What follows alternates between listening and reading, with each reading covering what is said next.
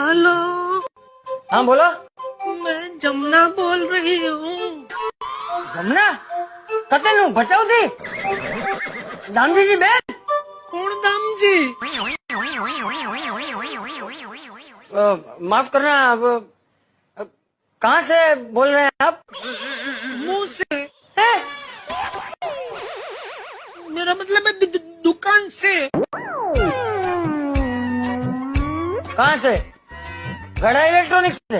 हाँ, वो मैं दया की सहेली हूँ, तो उसने कहा था कि वो टिफिन लेके यहाँ दुकान आने वाली है, तो तुमने यही आ जाना।